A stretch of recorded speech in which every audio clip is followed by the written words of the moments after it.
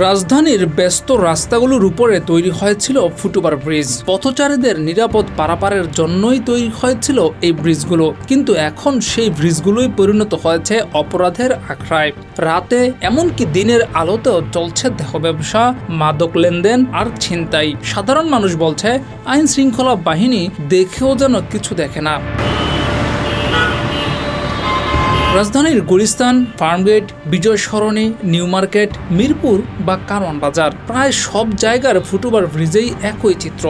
বিকেল নামার সঙ্গে সঙ্গেই শুরু হয় সন্দেহজনক আড্ডা, ঘোরাফেরা আর টাকার বিনিময়ে অবৈধ লেনদেন।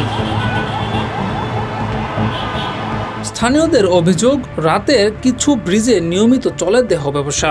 আশেপাশের দোকানদাররাও বিব্রত। অনেক সময় এসবের সঙ্গে জড়িত থাকে মাদকসেবী এবং চোর চক্রের সদস্যরা। আইন শৃঙ্খলা বাহিনীর টহল না থাকায় অপরাধীরা পেয়েছে নিরাপদ আশ্রয়।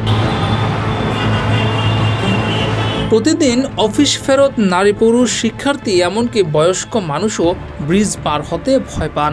তাদের অনেকে বলেন, রাতে ব্রিজ পার হওয়া মানে ঝুঁকির মুখে পড়া, তাই বাধ্য হয়ে অনেকেই ঝুঁকি নিয়ে রাস্তা পারাপার হন। আসলে বাস্তবতা হচ্ছে বাংলাদেশের প্রেক্ষাপটে এই ঢাকা সিটিতে যেসব এই যে ফুটওভার ব্রিজ আছে, এতে দেখা যাচ্ছে যে ওই ছিন্নমূল লোকগুলো থাকে, তারা অনেক সময় বাথরুম করে, ময়লা করে, এবং এটা আমাদের মাঝে মাঝে বিব্রতকর পরিস্থিতিতে পড়তে হয়।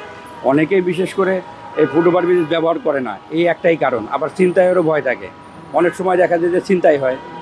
তো এই কারণে সবাই রিস্ক নিতে চায় না, কারণ দেখেন এত মানুষ যাতায়াত করতেছে নিচে দিয়ে রিস্ক নিয়ে, কিন্তু যারা সচেতন তারা তো এত সুন্দর একটা ফুটওভার ব্রিজ করে দিয়েছে সরকার, এটা চলাফেরার জন্যই, কিন্তু ওই যে ওঠে না যে কার মোবাইল ছিনতাই করে নিয়ে যাবে, কে ময়লা ছুঁড়ে মারবে। প্রশাসন যারা আছে, ডিএমসি যারা, ডিএমপির যে সব পুলিশ মানে কর্মরত, তারা যারা এই যে ছিন্নমূল লোকজন এখানে থাকে, তাদেরকে অন্যত্র সরাতে হবে।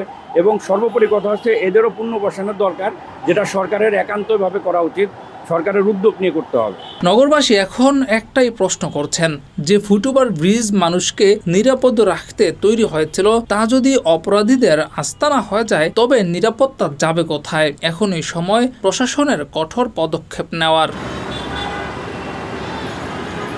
জিয়াউর রহমান, যুগের চিন্তা।